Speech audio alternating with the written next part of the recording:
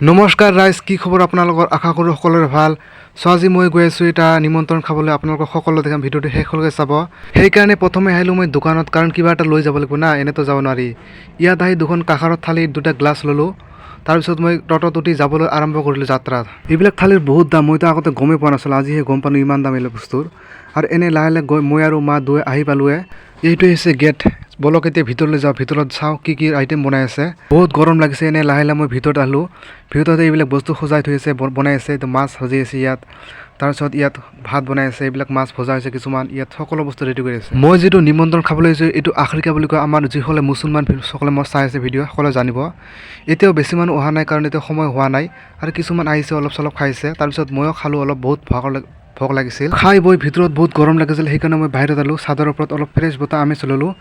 এতিয়া চাদৰ পৰা নামি গৈ আছোঁ, মই অলপ ৰাস্তাত খোজ কাঢ়ি আছোঁ। আজিৰ ভিডিঅ'টো ইমানেই আছিল। ভিডিঅ'টো কেনেকুৱা বোলে কমেণ্ট কৰি জনাবলৈ নাপাহৰিব। এতিয়ালৈকে লগ পাম নেক্সট ভিডিঅ'ত। Thank you so' much.